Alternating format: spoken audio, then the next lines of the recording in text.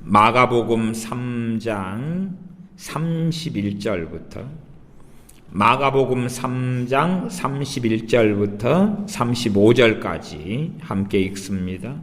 때에 예수님의 모친과 동생들이 와서 밖에 서서 사람을 보내어 예수님을 부르니 무리가 예수님을 둘러 앉았다가 여짜오되 보소서 당신의 모친과 동생들과 누이들이 밖에서 참나이다. 대답하시되 누가 내 모친이며 동생들이냐 하시고 둘러 앉은 자들을 둘러보시며 가라사대 내 모친과 내 동생들을 보라. 누구든지 하나님의 뜻대로 하는 자는 내 형제요 자매요 모친이니라. 아멘.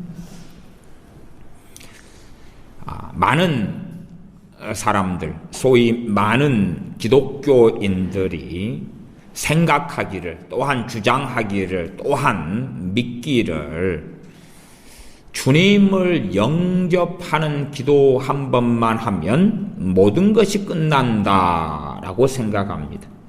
소위 영접기도 한 번 하면 하나님의 자녀가 되고, 영접기도 한 번 하면 말씀대로 굳이 살 필요가 없다. 심지어 대한민국의 많은 기독교인 부모들이 자신의 자녀들에 대하여 생각하기를 자녀들이 예수님을 영접하는 기도만 하면 따라하거나 예수님을 영접하는 기도만 하면 된다고 생각합니다. 참 놀라운 발상이지요. 놀라운 발상이에요. 예수님을 영접하는 기도만 하면 게임 오버, 비 오버, 혹은 모든 것이 해결되고 종결된다는 그 망상, 정말 놀라운 발상입니다. 로마서에 믿음을 통하여 의롭게 되고 믿음을 통하여 구원받습니다. 그리고 그 예수님을 믿는 믿음에 있어서 상당히 중요한 어떤 수단이나 통로가 되는 것이 예수님을 영접하는 기도인 것은 사실입니다. 그러나 로마서 10장에서 단지 입으로 시인하는 것을 먼저 이야기하는 것이 아니라 마음으로 믿어 의에 이르고 입으로 시인하여 구원에 이르느니라 말씀하는 거예요. 그러나 어리석은 사람들은 입으로 시인하여 영접기도 한 번 하면 해결된다. 영접기도 한 번 하면 하나님의 자녀가 되고 영접기도 한 번 하면 된다. 그러나 명백하게 로마서 말씀에도 마음으로 믿어 의에 이르고, 그러지 영접기도가 꽤 중요하고 중요한 통로와 수단이 되나 먼저는 마음에서 믿어야 하는 것입니다. 마음에서 믿어야 되는 거지. 도대체 뭘 믿느냐는 것이죠. 도대체 뭘 믿느냐는 것입니다. 도대체 무엇을 믿느냐. 그러나 동전이 앞면과 뒷면이 있다면 어리석은 사람들은 우리 주 예수님에 대하여 자기가 좋아하는 한 면만 받아들이기를 원합니다. 한 면만. 천국 보내주는 것, 기도 응답해 주는 것, 복을 주는 것, 은혜를 주는 것, 한 면만. 그러나 이 땅에 오신 주님께서 명백하게 진리의 말씀을 증거하시면서 강조하신 것은 마가복음 3장 같은 말씀입니다. 오늘의 본문처럼 마가복음 3장 31절부터 보면 때에 예수님의 모친과 동생들이 와서 밖에 서서 사람을 보내어 예수님을 부르니 주님의 모친 또 동생들이 밖에 왔다. 우리가 누가복음 같은 데 보면 마리아 같은 경우는 얼마나 믿음의 사람인 줄 모릅니다. 그러나 명백하게 그 믿음이라는 것은 변하는 것입니다. 변하는 것이 과거에 아무리 믿음이 좋았던 사람이라도 현재 좋을 수 없다 그 말이에요. 어리석은 사람들은 과거가 믿음이 좋으면 미래는 혹은 자신도 과거에는 그랬다. 그러나 지금은 영적으로 쇠락됐고 쇠퇴했고 침체됐는데 나는 과거보다 더 좋아졌다고 착각하는 그 정신질환에 걸린 그리스도인들이 아주 많습니다. 과거에는 열심히 기도하다가 지금은 제대로 기도 생활하지 않습니다. 그러면 과거보다 훨씬 더 뒤로 후퇴한 것이지요. 단순하게 보아도. 과거의 믿음이 좋아도 현재의 믿음이 좋다는 걸 보장할 수 없는 이 마리아처럼 그 누구라도 그렇다는 사실이죠. 그래서 정말로 하나님께서 택하여서 주님께서 사람의 몸을 입고 오시는데 통로로 사용되었던 주님의 모친 마리아라 할지라도 주님의 사역을 가로막으려고, 주님의 사역을 방해하려고 그렇게 찾아왔던 것입니다. 그러면 주님께서 말씀하시는 것이 무엇인가? 때에 31절 예수님의 모친과 동생들이 와서 밖에 서서 사람을 보내어 예수님을 부르니, 지금 주님께서는 말씀을 전하고 있는데 사람을 보내어 부른다는 이야기는 최소한 방해한다는 이야기죠. 하나님 말씀을 대언하고 증거하고 있는데 좀 나와보라 그래라. 어디 장사하는 것도 아니고 어디 커피 마시는 티타임을 가지는 것도 아니고 하나님의 말씀을 증거하고 있는데 멈추고 우리가 찾아왔으니까 좀 나와보라 그래라. 다시 말하면 이 모친과 동생들은 주님의 말씀을 청종하고 들으려고 온 게 아니다 그 말이죠. 아니다 그 말이에요. 우리가 전달할 것이 있다. 우리가 말할 것이 있다. 좀 나와봐라. 주님께서 말씀을 증거하고 있는데 그때 찾아와서 방해를 하는 것입니다. 그것은 어디하고 연결되냐 그러면 21절로 올라가면 20절 21절과 연결되는 것입니다. 집에 들어가시니 무리가 다시 모임으로 식사할 겨를도 없는지라. 밥 먹을 시간도 없습니다. 예수님의 친속들이 듣고 붙들러 나오니 이는 그가 미쳤다 하밀러라. 친속들은 친척들이. 우리말 성경 같은 경우는 이 친척들을 가족들이라고 번역합니다. 가족들. 그렇게도 번역이 되는 거예요. 기본적으로 친척들이 예수님을 붙들러 나왔습니다. 어이 미쳤구나. 끌고 가자. 그리고 왔다 그 말이.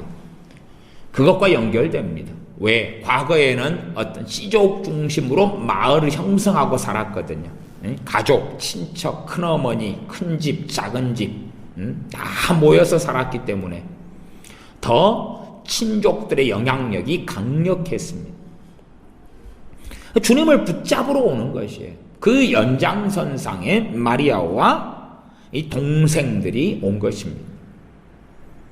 그래서 무리가 예수님을 둘러 앉았다가 32절로 가면 여짜오되 보소서 당신의 모친과 동생들과 누이들이 밖에서 참나이다. 왜 무리가 그렇게 이야기합니까? 주님께서 관심이 없거든요.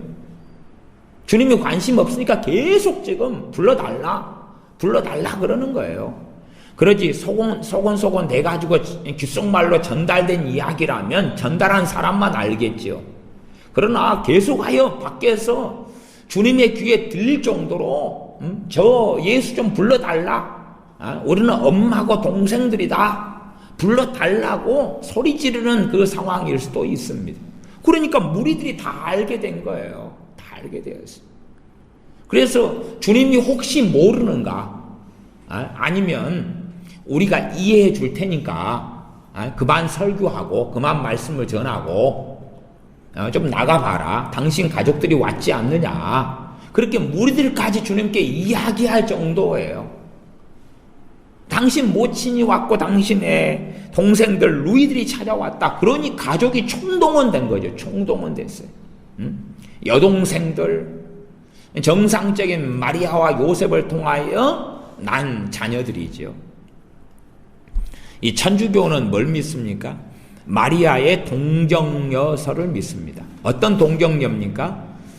동정녀로 주님을 잉태한 것만이 아니라 평생 동정녀로 살았다는 걸 믿습니다. 평생 동정녀로.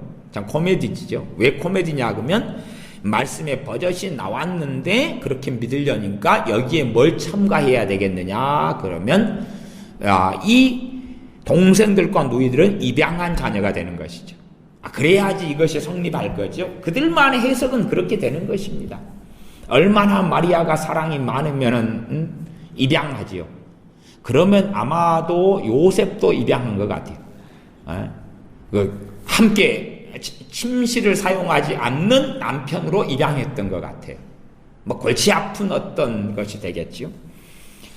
어쨌든 간에 동정녀로 평생 살다가 또 무죄 잉태설, 그 다음에 무죄, 평생 무죄로 살다가 죄 없는 동정녀 마리아로 살다가 죄 없이 승천했다. 그래서 마리아 승천일이 또 있어요. 천주교의 큰 명절 중에 하나가 마리아 승천이에요. 마리아가 죽지 않고 승천에 올라갔어요.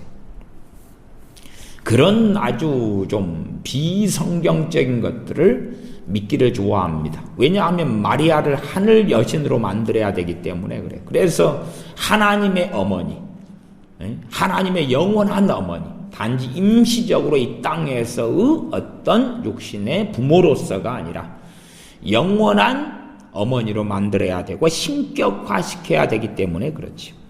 성경은 그것을 명백하게 부정합니다. 그래서 이 마리아도 믿음이 좋았다가 이렇게 되는 것이, 이렇게 육신적이고 세속적이고 정욕적으로 변하는 것입니다. 물론 나중에는 다시 믿음을 회복합니다. 믿음을 회복하고 주님 앞에 바르게 마리아가 서게 됩니다. 당신의 모친과 동생들과 누이들이 밖에서 찾나이다. 33절 대답하시되 누가 내 모친이며 동생들이냐 하시고 둘러 앉은 자들을 둘러보시며 가라사대 내 모친과 내 동생들을 보라. 누구든지 하나님의 뜻대로 하는 자는 내 형제요 자매요 모친이니라. 이 순간에는 주님의 모친과 동생들과 누이들보다 더 누가 더 가깝다는 이야기입니까? 주님과요? 주님께 둘러앉아 있으면서 하나님의 뜻대로 사는 그 사람들이 주님의 모친이요 형제요 자매다고 말씀하신 것입니다. 누가 더 가까우냐 그러면 지금 주님의 말씀을 듣고 있는 이 사람들 가운데 밖에서 주님을 찾는 모친과 동생들과 누이들보다 더 가까운 진정한 형제 자매와 모친들이 있다는 사실이죠. 그러시면서 마가복음 3장 35절에 누구든지 누구의 뜻대로요? 하나님의 뜻대로. 하나님의 뜻대로. 여기서 강조되는 하나님의 뜻, 나아가 성경에서 항상 명시적으로 강조되는 하나님의 뜻은 성경 66권입니다. 성경 66권이에요. 이게 사람들은 이 말씀대로 살기 싫어하는 사람들일수록 좋아하는 것이 특별한 계시입니다. 신학적으로는 이 특별 계시가 하나님 말씀인데요. 그런 사람들이 주장하는 특별한 계시는 꿈, 환상, 예언 같은 것입니다. 그래서 꼭 성경에 나와 있는 인물들처럼 자기에 대한 특별 계시를 찾으려고 합니다. 자기에 대한, 나에 대한, 내 자녀에 대한, 내 가정에 대한 특별한 하나님의 뜻이 무엇인가? 그러면서 끊임없이 그런 사람들은 하나님의 뜻을 찾기를 좋아합니다. 성경 66권에 명백하게 밝혀진 무수히 많은 하나님의 뜻은 외면하고 혹은 무관심하고 명백한 하나님의 뜻은 제쳐놓고 자기에게 대한 무슨 뜻, 자기의 자녀들에 대한 무슨 예언, 자신에게 대한 무슨 꿈과 예언과 환상, 또 한국이라면, 대한민국의 그 누구든지 해당되는 하나님의 말씀 66권은 제쳐놓고 대한민국에 대한 소위 어떤 선지자가 어떤 예언자가 했던 예언, 그것이 하나님의 뜻이라고 주장합니다. 그런 것이 어디 있겠습니까? 하나님의 말씀에서 누가 예외가 되나요? 하나님 말씀하고 벗어나면 그는 이미 하나님의 뜻에 벗어난 사람인 것입니다. 하나님 말씀하고 벗어났는데 하나님으로부터 벗어난 것이지, 하나님의 말씀에 맞아야지 하나님의 뜻 안에 거하고 있는 것이고, 하나님 말씀과 맞지 않으면 하나님의 뜻을 벗어난 자들인 것입니다. 그래서 주님을 영접하는 기도 하나만으로 다 된 것인 양 주장하는 어리석은 사람들, 그 사람들은 명백하게 주님께서 하시는 말씀을 들어야 됩니다. 누구든지 하나님의 뜻대로 하는 자는 계속하여 주님께서는 하나님의 뜻대로, 그 뜻이 뭡니까? 말씀이에요. 이 말씀 66권이라요. 구약에서부터 선지자들을 통해서 혹은 모세를 통하여 해오셨던 그 말씀, 시편 기자나 잠언 기자나 선지자들을 통하여 해오셨던 그 말씀, 또한 친히 이 땅에 사람의 몸을 입고 주님께서 하셨던 말씀들, 하고 계시는 그 말씀들이 뜻이다, 그 말이에요. 나아가 사도들을 통해서 하시는 그 말씀들, 해오셨던 그 말씀들, 하셨던 말씀들, 그게 하나님의 뜻입니다. 그 하나님의 뜻대로 하는 자는 내 형제요 자매요 모친이니라. 그러나 많은 어리석은 사람들은 하나님의 뜻대로 하는 것에 별로 관심이 없습니다. 별로 관심이 없고 영접기도 한 번 하는 것으로 모든 것이 다 해결된 양 생각하고 주장합니다. 나 영접기도 한 번 했으니까 되지 않았어요? 나 영접기도 한 번 한 다음에 세례 받았어요. 그러니까 다 된 거 아니에요? 내가 할 도리는 다 했어요. 내가 할 바는 다 했어요. 내가 예수를 믿는다고 했어요. 내가 하나님을 믿는다고 했어요. 나는 믿어요. 나는 예수를 믿어요. 하나님을 믿어요. 난 믿는다니까요. 그러나 하나님을 위해서는 살지 않겠어요. 나 예수를 믿어요. 그러나 나 예수를 위해서는 살지 않겠어요. 예수를 위해 사는 것은 얼마나 어리석은 삶이에요. 예수를 위해서 살면 세상 사람들이 손가락질해요. 예수를 위해 살지는 않지만은 주일 되면 예배당에 한번 가서 찬송 한번 불러주고, 헌금 봉투에 헌금 얼마 넣어서 내주고, 그리고 기도하자 그럴 때 한번 5분 정도 함께 기도해주고, 찬송가 몇 구절 부르고, 복음성가 몇 개 부르고, 빠이빠이 하면 되는 거 아니에요? 그 정도면 뭐 하나님의 뜻대로 다 살았노라고 해주면 될 거 아니에요? 그렇게 따지면 이 유대인들은 회당에서 어릴 때부터 말씀을 읽고 암송하고, 그리고 얼마나 안식일을 지키려고 애쓰고 발버둥치고, 절기를 지키려고 얼마나 애쓰고, 절기될 때마다 먼 곳에서부터 예루살렘에 찾아와서 제물을 바치고, 그렇게 얼마나 많이 하나요? 그렇지만 주님께서는 너희들은 하나님 뜻대로 다 그러기 때문에 행하고 있다고 인정해 주시지 않았습니다. 그렇게 해주시지 않았다고 말이에요. 구약에 있는 절기들을 얼마나 특심을 열심을 가지고 유대인들은 지킵니까? 심지어 바리새인들 서기관들은 얼마나 더 간절히 지키나요? 그러나 그들에 대하여 너희는 너희 아비 마귀 행사를 하는도다 말씀하셨던 거지. 너희가 율법에 더 중한 바 인과 의와 신은 버렸도다 라고 선언하시는 거지. 그러나 사람들은 알량한 자기중심의 몇 가지를 지킴으로 나는 하나님의 뜻을 행합니다 하기를 좋아하고, 알량한 몇 가지 나아가 눈에 보이는 몇 가지를 하면서 나는 하나님의 뜻대로 삽니다 라고 주장하기를 좋아하죠. 그리고 갈수록은 이제 주님을 믿습니다, 주님을 믿습니다 하고 영접기도 한번 하면 게임 끝.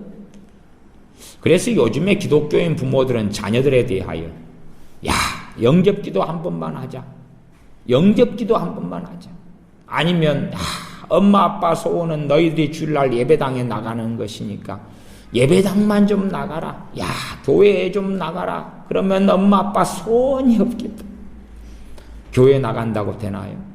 예배당에 나가서 예배 시간에 게임하고 카톡하고 문자하고 인터넷하고 졸면서 앉아있고 그러면 되나요?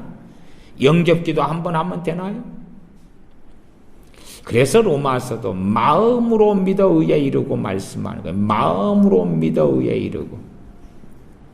솔직히 부부간의 관계도 상대방을 마음으로 믿는다는 것이 쉽지 않지요. 쉽지 않아요. 쉽지 않아요. 부부간의 관계를 떠나서 부모 자식 간의 관계에서 마음에서 믿는다는 것, 자녀를 또한 부모를 믿는다는 게 쉽나요? 쉽나요? 형제로 20년, 30년, 40년 살아도 마음에서 형제를 믿는다는 게 쉽나요? 그게 또 한 번으로 되는 일인가요? 믿다가 실망하다가 포기하다가 하는 여러 좋거나 안 좋거나 긍정적이거나 부정적인 많은 일과 경험과 상황들에 우리는 직면합니다. 마음으로 믿어 의에 이르고 그것이 단지 한 번의 순간으로 끝나는 일이 될 수가 없습니다. 끝나는 일이 될 수가 없어요. 그래서 과거의 청교도들 같은 경우는 주님을 지속적으로 영접하라 그런 설교를 한 사람들도 꽤 있었습니다. 지금은 이제 한국교회가 좀 적게 하고 별로 안 하지만 과거에는 거의 전통적으로 한 달의 마지막 주 같은 경우는 헌신 예배를 드려왔습니다. 그게 꽤 필요했다는 것을 알았던 것이다. 그리고 저는 좀 긍정적으로 생각합니다. 지금이야 거의 형식적으로 되었지만 과거에도 형식적인 데는 많았습니다. 헌신 예배. 헌신 예배 드리는 이후에 한 반절 가까이는 돈 때문에 그렇습니다. 사실은 헌신 예배 때 되면 헌금을 내야 되거든요. 헌신하는 것으로 헌금을 내는 것이죠. 물론 성경의 근거는 있습니다. 너 재물, 물질 있는 곳에 너 마음이 있다. 명확하게 말씀했습니다. 그래서 좀 유감스러운 이야기지만은 내가 하나님께 드릴 형편이 안 돼서 헌금을 안 드리는 것은 괜찮아요. 형편이 안 되는데 어떻게 냅니까? 또 빚밖에 없는데 헌금을 내는 것도 우스운 거죠. 빚내서 헌금 내는 건 하나님은 안 기뻐하십니다. 오히려 그런 경우는 이 교회의 믿음의 공동체가 가능하면 오히려 구제비를 줘야 되는 경우죠. 구제비를. 낼 것이 없고 먹고 살 것이 없으면은 믿음의 형제들이 십시일반해서 구제비를 도와줘야 되죠. 그러나 낼 형편이 되는데도 하나님께 헌금을 안 낸다면 그 사람의 믿음은 절대 정상적으로 지켜질 수가 없습니다. 절대. 제가 절대라고 이야기한 것입니다. 절대. 하나님께 낼 형편이 되는데 안 낸다. 그럼 정상이 될 수가 없는 거예요. 내가 11조를 낼 형편이 되는데 안 낸다. 예를 들어 내가 한 달에 한 100만 원을 법니다. 그런데 은행에 빚이 있어요. 이자 내고 원금 갚고 생활비 쓰고 그러니까 남는 게 하나도 없어요. 그러면은 그건 괜찮은 겁니다. 당연히 괜찮은 거예요. 근데 괜히 빚내 가지고 헌금을 내면 안 돼. 그런데 내가 예를 들어 한 달에 한 500만 원 법니다. 그 다음에 한 200만 원 쓰고 한 300만 원 남아요. 그런데 내가 아깝다. 왜 500만 원을 내면 11조가 50만 원이 되지 않습니까? 아까워요.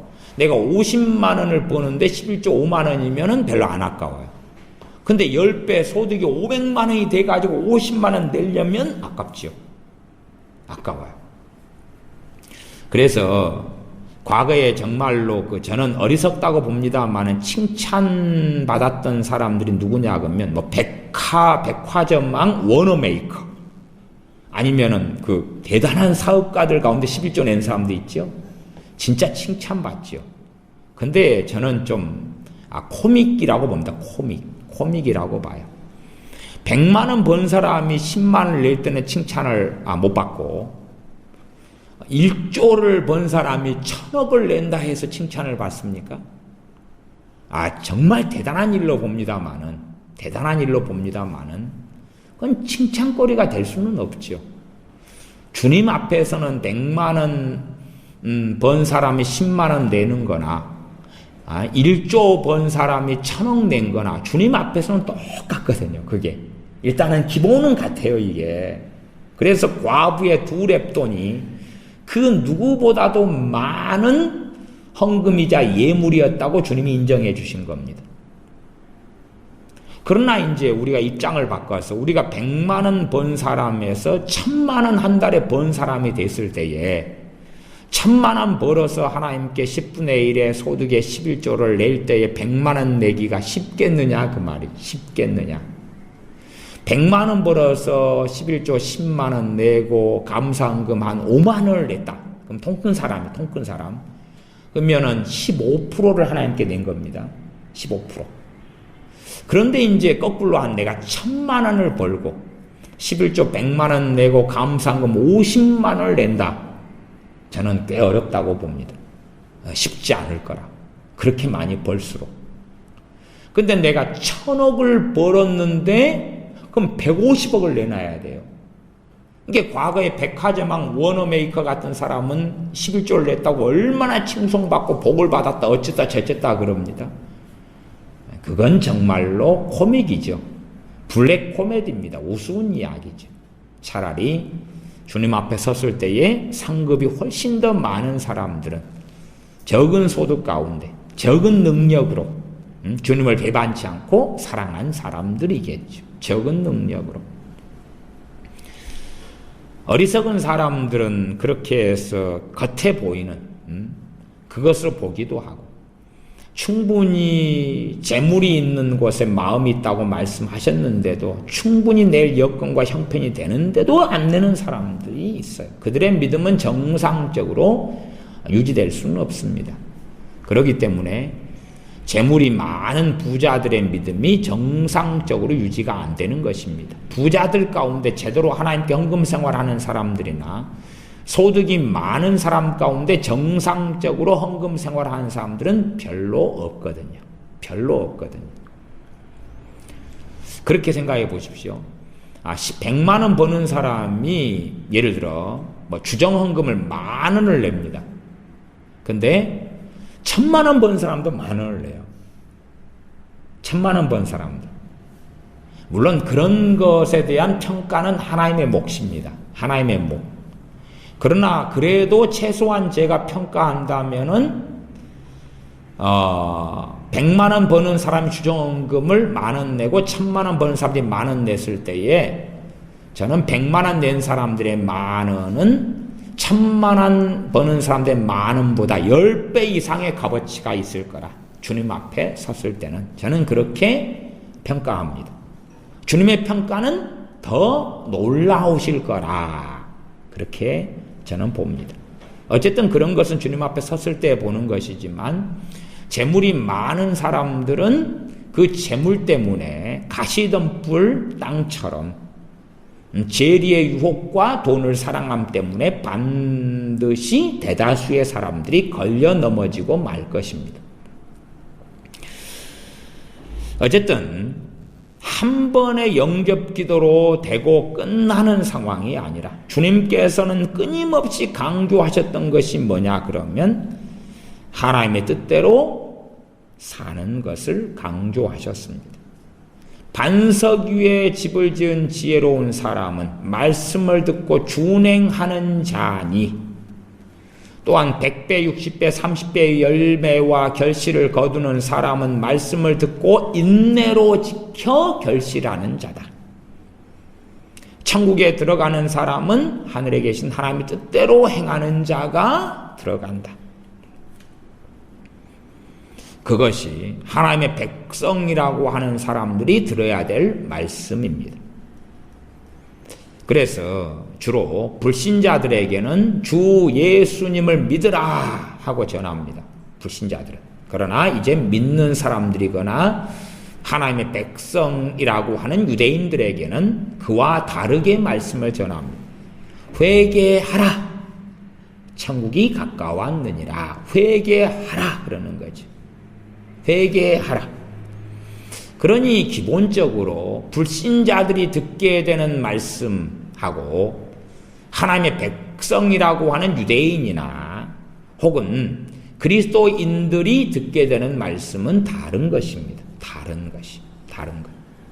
그런데 많은 어리석은 사람들은 하나 동전의 앞면 뒷면이 있으면 한쪽 눈에 보기에 좋은 것만 붙잡고 그리고 뒷면을 던져버립니다. 내 자식이 영접기도 한 번 했으면 뭐 끝난 거 아니겠어. 내 부모가 영접기도 한 번 했으면 주님 영접하는 기도 한 번 했으면 끝난 거 아니겠어.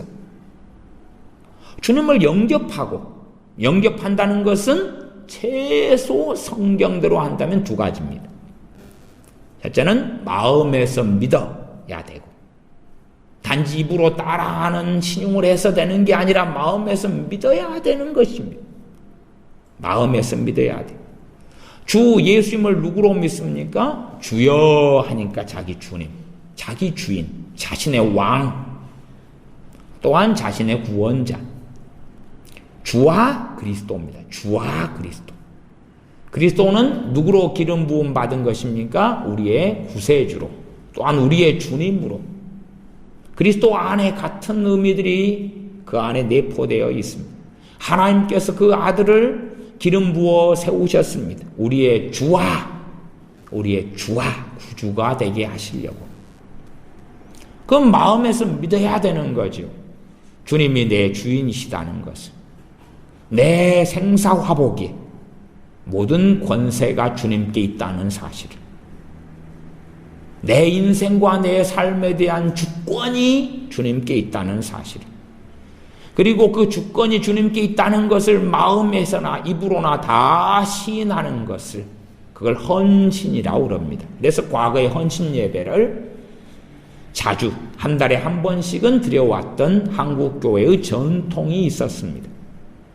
나중에는 헌신 예배 때 헌금을 내게 해서 오히려 돈으로 치중하는 경향성이 어리석게도 있어 왔던 것이지만 헌신, 자신을 다시 주님께 드리는 것이지. 자신을 다시, 자신의 인생, 삶, 나아가 젊음, 건강, 물질. 물론 돈을 바치라 그런 것하고는 달라. 내 손에 돈이 있을 때는 내 것이고 내 손을 떠나면 주님의 것이 되는 건 아니죠. 내 손에 있든 내 손에 없든지 내가 내든지 내 손에 있든지 간에 다 주님의 것임을 알고 있어야 됩니다. 나아가서 내 가정사를 위해서 돈을 쓸 때에도 그것이 주님을 위해서 쓰는 돈이 되는 것인 것을 제대로 이해하고 아느냐 믿느냐까지 우리는 한 걸음 더 나아가야 됩니다. 내 가정사를 위해서 돈을 쓰는 것이 단지 내 가정을 위해 쓰는 것만으로 그쳐버린다면 영적인 어린아이거나 아니면 육적인 사람이기 쉽습니다. 주님께서 계속하여서 사복음서에 강조하는 것은 하나님의 뜻대로 행하는 것을 강조하는 것입니다.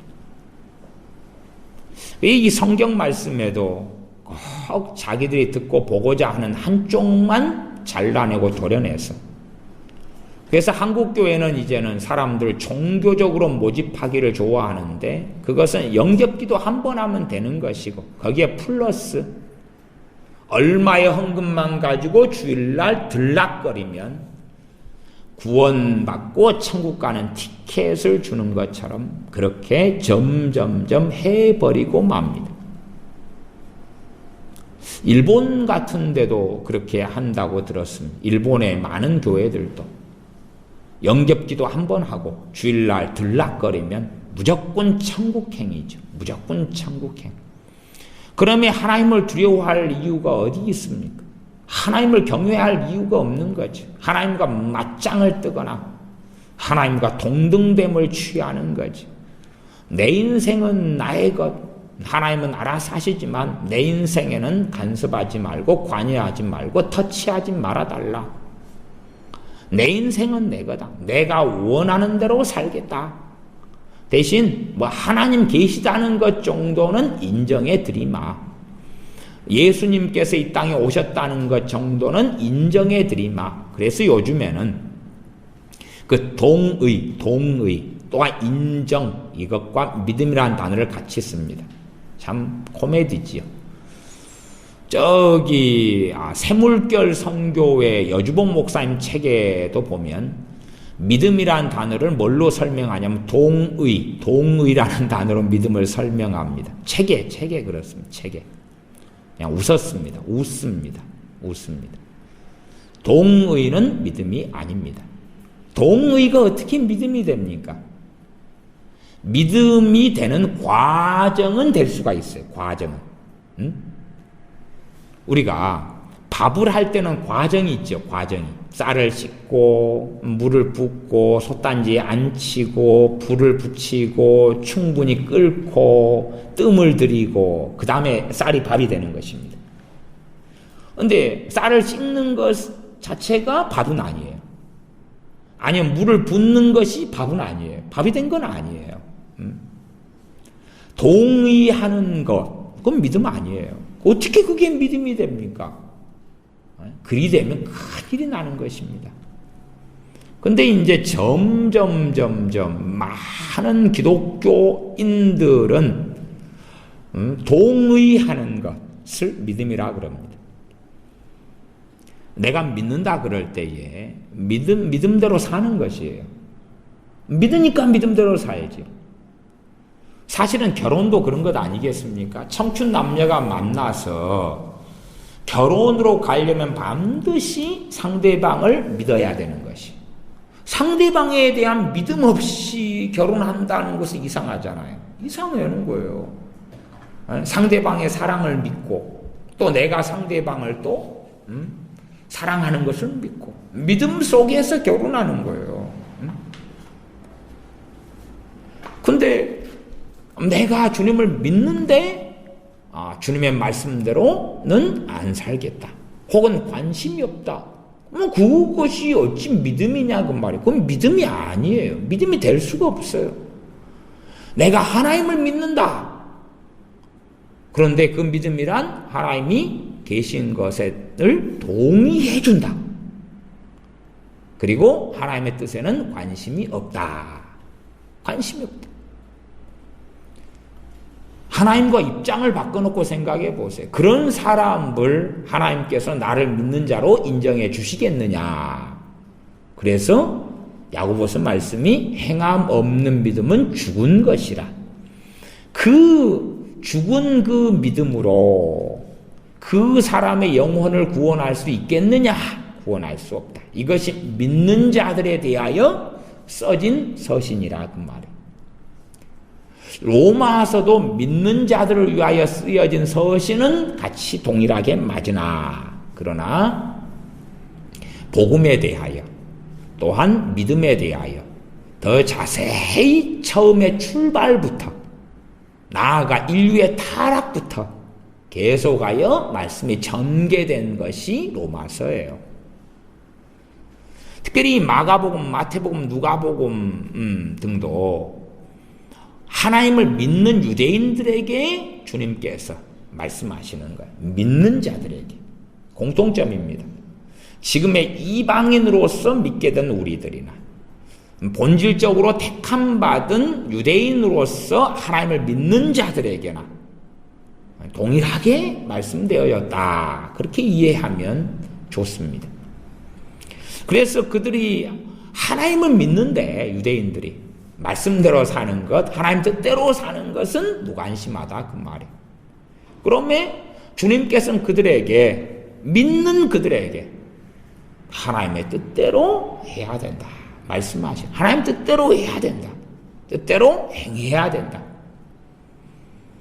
이 주님께 찾아왔던 마리아나 동생들, 루이들은 현재형으로, 이 당시에 마가복음 3장의 현재형으로는 뜻대로 살지 않았다 그 말이에요. 육신적으로, 유족적으로 세속화되어서 살았다 그 말이죠. 그러면 주님께서는 모친이요 동생들이요 누이들이었지만 인정하시지 않았다 그 말이에요. 그러면 어리석게 생각하여 영접기도 한 번 하면 된다고 착각하지 말고, 이제 예수님을 믿는 우리들은 이 땅을 살면서 하나님의 뜻대로 우리가 한 걸음 한 걸음 한 걸음 걸어가는 데 관심을 기울여야 되고, 우리 주님께서 하신 말씀처럼 내 양식은 하나님께서 보내신 그 뜻을 이루고 성취하는 것이다. 우리 그리스도인들의 기쁨은 하나님의 말씀을 알아가고 깨달아가고 하나님 말씀대로 살아가는 그 걸음이 우리의 양식이고 우리의 기쁨이 되어져야 됩니다. 무엇을 먹을까, 무엇을 마실까, 무엇을 입을까가 우리의 기쁨과 우리의 소망이 되는 것이 아니라 주님을 더 닮아가고 주님을 더 사랑해가고, 주님을 사랑해가는 것은 그 뜻대로 행하는 것이라고 요한 1서에 말씀하니, 그 계명을 지키는 것이 주님을 사랑하는 것, 하나님을 사랑하는 것이라고 말씀하며 하나님을 사랑해가는 것, 그 계명을 알아가며 순종해가는 것, 그것이 우리의 양식이고 우리의 기쁨이고 우리의 소망이고 우리의 사모하는 것이 되어져야 됩니다. 지금의 많은 기독교인들은 복지에 취해가지고 삽니다. 앞으로 노후를 어떻게 보낼 것인가? 어떻게 더 평안한 삶을 살 것인가? 어떻게 더 아름다운 것을 누리고 보고 즐기고 먹고 마시고 살아갈 것인가? 지금보다 더 많은 것을 손에 움켜쥐고 살 것인가? 더 평안하게 살 것인가? 주님을 위한 고난보다, 주님을 위해서 살아가는 것보다, 주님을 위한 선한 싸움보다, 먹는 것, 입는 것, 마시는 것, 즐기는 것, 누리는 것, 복지. 그래서 아마도 기독교인들조차도 공산주의에서 나오는 무상복지를 좋아하는 것입니다. 땀 흘리지 않고 수고하지 않고 먹고 마시고 누리겠다. 공짜로 먹고 마시고 누리겠다. 누군가가 땀 흘린 것을 내가 약탈하고 빼앗는 것처럼 무상복지를 좋아하는 것입니다. 사람들이 악해져 갈수록 무상을 찾습니다. 악해져 갈수록 무상복지, 무상의료, 무상교육, 악해져 갈수록. 그래서 어느 나라나 어느 민족이 악해져 가면 공산주의 사상이 들어오게 됩니다. 악해져 갈수록 복음의 영향력은 사라지고 없어지며, 악해져 갈수록 공산주의 사상인 이 복지, 또한 평등, 무상 시리즈가 사람들의 마음을 사로잡습니다. 기독교인들이 배교로 돌아설 때의 무상 시리즈가 그들의 마음을 사로잡습니다. 평등. 믿는 자나 안 믿는 자나, 순종하는 자나 불순종하는 자나 평등. 기도하는 자나 기도하지 않는 자나, 말씀대로 사는 자나 그렇지 않는 자나 평등. 한 달란트 남긴 자나, 두 달란트 남긴 자나, 석 달란트 남긴 자나, 땅속에 묻어둔 자나 평등, 평등, 평등. 광증에 빠지는 것이지요. 광증에 빠지는 것입니다. 주님을 위하여 열심히 산 사람이나 그렇지 않은 사람이나 평등, 평등, 평등. 성령님을 위하여 심은 자나 육체를 위하여 심은 자나 평등, 평등, 평등 같은 것. 주님을 위하여 10년, 20년 열심히 산 사람이나 그렇지 않은 사람이나 평등, 평등, 평등. 그래서 은사는 선물이지만, 은사는 값없이 주시는 선물이지만 거기에 평등을 또한 적용시키면 안 되는 것입니다. 은사를 베풀 자에게 베푸는 것이에요. 베풀 자에게 베푸는 것이에요. 아무나에게나 은사를 베푸지 않습니다. 아무나에게 좋은 것을 주시는 게 아닙니다. 아무나에게. 은사는 좋은 것입니다. 아무나에게 좋은 걸 주시는 게 아닙니다. 그렇게 되면 어떻게 되겠습니까? 그렇게 되면 어떻게 되겠나요? 많은 기독교인들의 마음속에 이 좌파 사상인 평등 사상이 들어와서 자기 멋대로 정욕대로 살았으면서 성령 충만을 주세요. 자기 멋대로 정욕대로 살았으면서 은사들을 풍성히 부어주세요. 자기 멋대로 정욕대로 살았으면서 임재를 주세요. 기름 부음을 주세요. 어쩌고 저쩌고 저러세요. 정말로 이미 공산주의 사상 이전에 더 깊은 공산주의 좌파 사상에 사로잡혀 버린 것입니다. 물론 그런 좌파 사상은 김일성이, 김정일이, 김정은이 혹은 시진핑이 러시아의 푸틴하고 별로 상관이 없는 인간 본성의 악으로 말미암은 좌파인 거지. 인간 본성의 악에서 오는 좌파 사상. 아마 소위 말하면 루시퍼, 사탄의 좌파 사상이죠. 그래서 저는 근원적으로 가면 좌파의 아버지는 마귀다 그렇게 봅니다. 왜? 마귀가 하나님과 평등, 하나님과 비길이라. 이게 평등인 거예요. 하나님과 비길이라. 많은 기독교인들이 좌파 사상을 받아들였습니다. 왜 그렇습니까? 이미 그들은 하나님과 비기고 있었기 때문에 그렇지. 하나님과 비기고 있었기 때문에. 내 인생은 나의 것. 하나님 간섭하지 마세요. 나한테 이래라 저래라 하지 마세요. 꼭 자녀들이 그렇게 많이 말하지 않습니까? 기껏해야 키워놨더니 엄마 아빠 이래라 저래라 하지 마세요. 머리가 커지는 거. 전문용어로 대가리가 굵어지니까 이래라 저래라 하지 마세요. 그런 자녀들은 지옥입니다. 그런 자녀들이 영접기도 한번 한다고 뭐가 된다고요? 택도 없는 소리예요. 이미 좌파에 물들어 버리는 것이. 이래라 저래라 하지 마세요. 이래라 저래라 하지 마세요. 많은 기독교인들이 머리가 굵어져서 하나님 이래라 저래라 하지 마세요.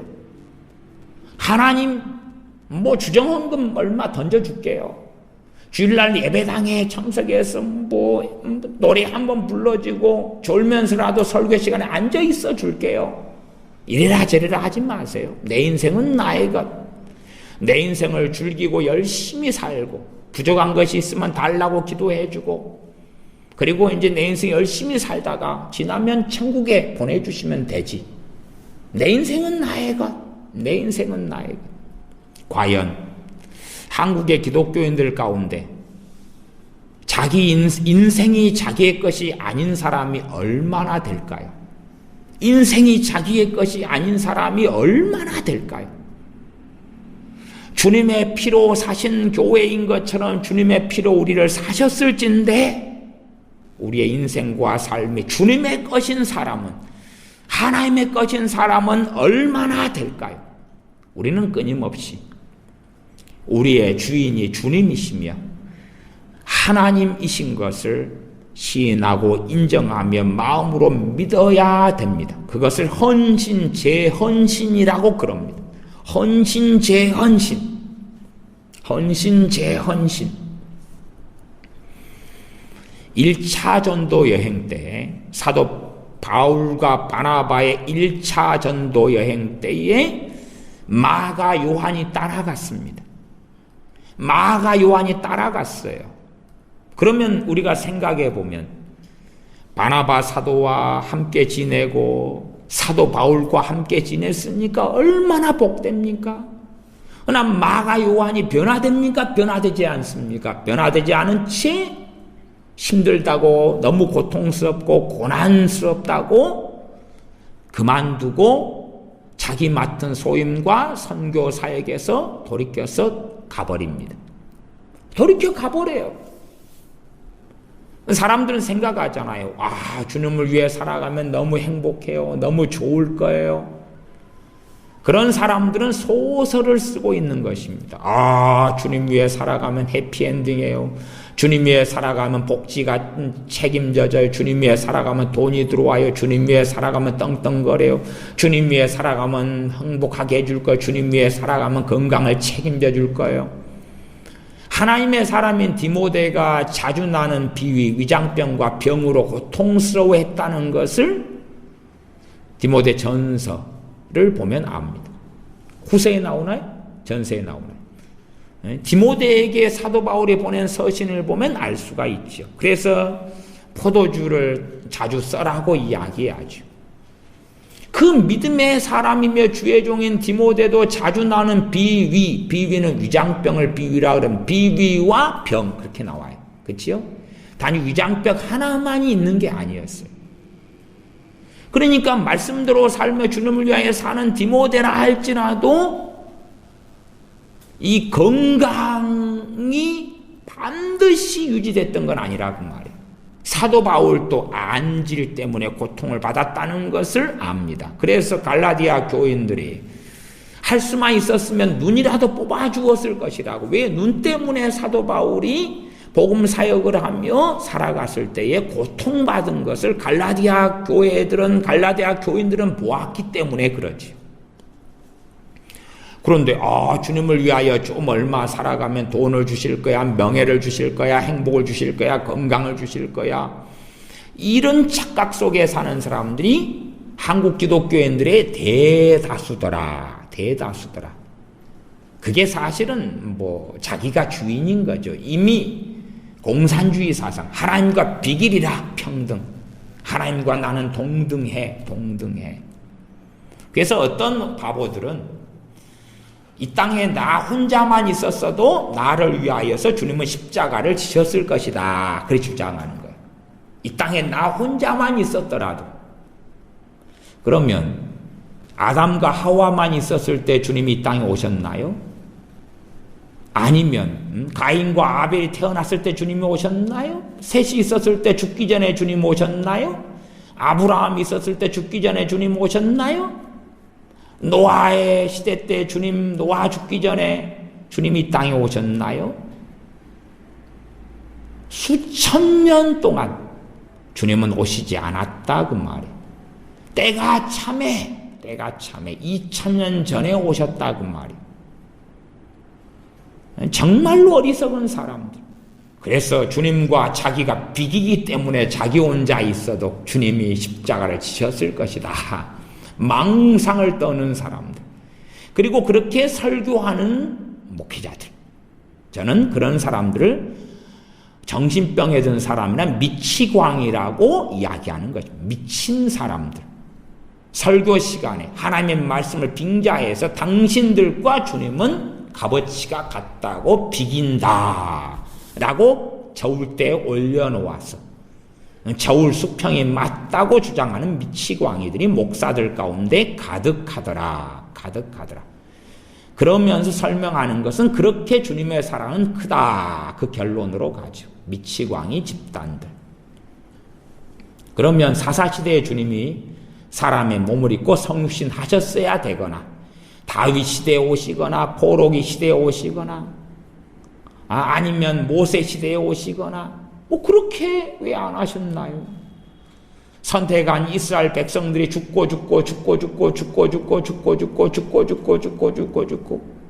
말라기 지나고 수백 년이 흘러가고 그 이후에나 주님은 왜 오시나요?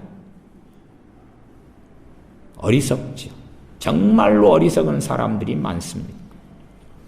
한 번의 영접 기도로 끝나는 문제가 아니라 마음으로 믿어서 의에 이르고, 마음으로 믿는 것도 우리의 믿음이 이 마리아처럼 오르락내리락 한다는 것을 알아야 됩니다. 오르락내리락.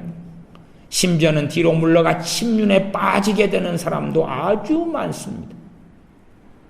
마가 요한은 얼마나 놀라운 사람입니까? 자기 집에서, 마가의 다락방인 자기 집에서 120명에게 성령이 강림하는 놀라운 그 도가니 속에 있었고, 그러나 1차 전도 여행 때에 그 하나님의 사람인 자기의 삼촌되는 바나바 사도와 함께 있고 사도 바울과 함께 있어도 그는 변화되지 않았더라. 물론 다행히도 마가 요한은 나중에는 변화되어져서 하나님 나라의 큰 일꾼이 되고 마가복음까지 쓰는데 하나님이 사용하십니다. 그러나 그 변화까지는 오랜 여정과 시간이 걸립니다. 물론 마가 요한은 그 아름다운 변화로 열매를 맺었으나 그렇지 않은 사람도 너무나 많았습니다. 그러므로 우리는 자기에 대한 어떤 황홀한 하나님의 뜻, 자기에 대한 하나님의 뜻, 나에 대한 하나님의 뜻, 또한 대한민국에 대한 황홀한 성경에 근거하지 않은 하나님의 뜻, 이런 어리석음에 나아가면 안 되고 명백하게 성경 66권을 통하여 우리에게 말씀하시는 하나님의 뜻대로 순종하며 살아가야 됩니다. 명시된 뜻을 행하지도 않는 사람들, 명시된 뜻에 관심도 없는 사람들이 애원받으려고 쫓아다닙니다. 명시된 뜻도 관심이 없는 사람들, 명시된 뜻, 근심하지 말라, 명시된 하나님의 뜻, 두려워하지 말라, 명시된 하나님의 뜻, 성령님을 따라 살라, 명시된 하나님의 뜻, 쉬지 말고 기도하라, 명확한 하나님의 뜻, 주님을 사랑하라, 명확한 하나님의 뜻, 아무도 거룩함이 없이는 주님을 보지 못하리라, 명확한 하나님의 뜻, 그 말씀 얼마나 많습니까? 그러므로 우리가 하나님과 비기는 어리석은 사람이 되거나 아니면 이 좌파 사상에 빠져서 하나님과 평등되다, 나는 수고하고 땀 흘리지 않아도 평등되게 천국을 다 주고 천국에 가서도 평등되게, 천국은 평등의 나라가 아닙니다. 천국에만 들어가면 게임 끝, 천국에만 들어가면 다 해결. 그것도 상당히 어리석은 생각입니다. 어쨌든 하나님의 뜻대로 우리가 행해 나가는 여정과 길, 또한 헌신, 재헌신, 마음으로 믿고 또 믿고 입으로 시인하고, 내 마음에서 말씀을 믿고 주님을 믿고, 내 말씀에서 하나님의 뜻에 동의하고, 그리고 내가 마음에서 믿을 때에 하나님의 말씀으로 내 가치관이 되고, 내 사상이 되고, 내 철학이 되고, 내 신념이 되고, 내 사는 이유가 되고, 내 죽는 이유가 되고, 내 목표가 되고, 내 바라보는 이상향이 되고, 마음으로 믿으니까 무엇요? 말씀을 마음에서 믿으니까 내 인생 목표가 되고, 내 꿈이 되고, 내 이상이 되고, 내 신념이 되고, 내 가치관이 되고, 내 철학이 되고, 내 세계관이 되고, 마음에서 믿으니까 믿는 것이 입에서 나오는 것이고, 믿는 것이 입에서 나오는 거죠. 믿는 것이 입에서 나와요. 말씀에서 너희가 나그네라 그러면 마음에서 나그네인 것을 믿어요. 나그네는 여기가 고향이 아니에요. 어디나 이 땅의 나라는 고향이 아닌 거예요. 예를 들어 외국에 사는 사람들이 향수병에 걸립니다. 그러면 크리스천이 외국에 산다고 합시다. 그가 향수병에 걸렸다. 그는 반은 정신병에 들어간 것입니다. 다시 말하면 그의 고향은 이 땅의 나라란 이야기죠. 이 땅에 내가 미국에 살았다. 한국에 된 향수병이 걸렸다. 그럼 그 사람의 나라와 본향은 어디다는 이야기입니까? 한국. 그 사람은 기독교인으로서는 정신병이 절반 이상 걸린 것입니다. 우리의 향수는 어디에 걸려야 됩니까? 천국.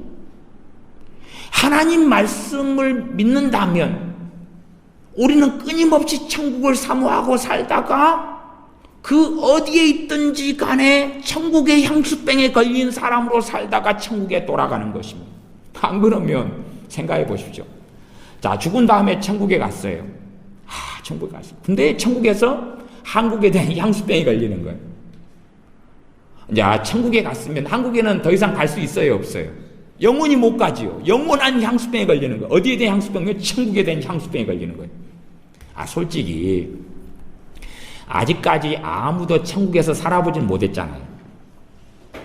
근데 살아보지 않은 곳이 성경은 본향이다 그러고 고향이다 그러는 거예요. 그러면 내가 한국에선 더 많이 살아봤을 거 아니, 평생을.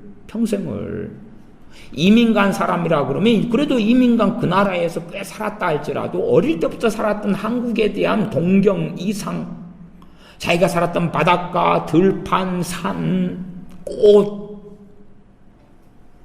향수병에 걸리는 세상 사람은 인정할 수 있지만 세상 사람이니까. 그러나 그리스도인이 향수병에 걸린다면 저는 그들의 가운데 상당수는 배교자들일 수 있다고 봅니다. 왜? 그들의 나라는 세상 나라니까. 그들의 나라는 하나님의 나라가 아니거든. 그들이 원하는 나라, 그들의 시민권이 하나님의 나라에 있는 것이 아닌 것을 인정한 것일 수도 있다고 말이에요. 그들의 나라가 하나님의 말씀에 창념하는 사람이라면 천국에 대한 향수병에 걸려야 하는 것입니다. 왜?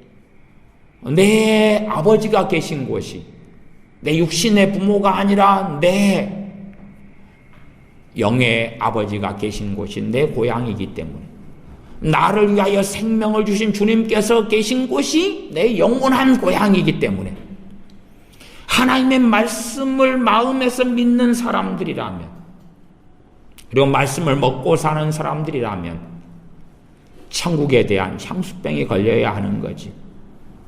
그리고 이 땅의 삶에 고달파서 천국에 가기를 원하는 사람이 아니라 하나님을, 주님을 더 사랑하기 때문에 천국에 가기를 원하는 사람이 돼야 되지. 사도 바울은 이 땅을 떠나서 천국에 있는 것이 더 좋다 그랬으나, 그러나 하나님의 뜻이라면 고난 가운데 이 땅에 더 오래 있기를 원했습니다. 그것이 하나님을 기쁘시게 하는 것이기 때문에, 그래서 이 땅에 사나 천국에 일찍 가나 그 두 가지 가운데 무엇을 더 원하지는 않았습니다. 정말 원하는 것은 천국에 가는 것이었으나, 그러나 천국에 더 빨리 가는 것을 하나님께 구한 것은 아니라 그 말이죠. 우리가 이 땅에서 하나님의 뜻을 행하고 살아가야 하고, 그러나 우리의 이 땅에서 삶은 그 어디에서 살아가나 나그네입니다. 그 어느 땅이라도 우리의 고향으로 삼지 말아야 합니다. 그게 우리가 나고 자란 한국이라 할지라도 고향이 될 수 없습니다. 고향이 될 수 없어요. 어떤 나이 드신 권사님 장로님이 도시에서 살다가 고향으로 내려간다 그래요. 왜 내려가시느냐? 향수. 고향에 대한, 고향의 그 산천 초목이 너무 그립다는 거예요. 그래서 한 20년 전부터 곧 은퇴하면 고향에 집 짓고 땅이라도 좀 일구고 사는 것이 꿈이라는 거예요. 그 향수에 걸려서. 유감스럽게 그분들은 육적인 사람이 된 것입니다. 유감스럽게 육신의 사람이 된 것이에요. 정말로 그리스도인의 연수가 더할수록 그들은 더 나그네가 돼야 되고, 그 어느 곳에 사는 이유가 향수병 때문이 아니라 하나님의 뜻 때문에 그렇게 되어져야 되고, 하나님을 기쁘시게 하기 위하여 그렇게 되어져야 되고, 그리고 천국을 소망하고, 이 땅의 복지, 이 땅의 누림, 이 땅의 여행, 이 땅의 여가 생활, 이 땅에 먹고 마시고 누리는 것이 아니라 천국을 사모하고 더 사모하고, 그러한 하나님의 나라에 속한 사람, 천국의 시민권이 있는 사람으로서 하나님의 뜻을 행하며 살다가 부르실 때에 영원한 본향에 들어가는 사람들이 되어져야 됩니다. 기도하겠습니다. 아버지 하나님, 우리가 자꾸만 이 땅에 속한 사람들로 살아가기를 원하고, 이 땅에 속한 사람들로 하나님의 뜻을 행함보다 내가 원하고 내 마음에 원하는 것들을 행하려고 살아가려고 발버둥 칩니다. 내 뜻, 하나님과 비기리라. 내 사모함, 내 원함, 내 만족, 내 평안, 내 즐거움, 내 안락, 그 어리석음을 벗어내고 하나님의 뜻을 행하는 것이 주님께서 말씀하셨던 대로 우리의 양식이 되고, 우리의 기쁨이 되고, 우리의 즐거움이 되고, 주의 말씀을 상고하는 것이, 기도하는 것이, 예배하며 찬양하며 또한 삶 가운데 하나님의 말씀을 행하며 살아가는 것이 우리의 가장 큰 기쁨과 즐거움과 노래할 이유와 감사할 이유가 되도록, 그리하여 이 땅의 나그네 삶에서 하나님을 기쁘시게 하다가 영원한 본향인 천국에 입성하는 우리 모두가 되게 하여 주시옵소서. 우리 주 예수님의 이름으로 기도하옵나이다. 아멘.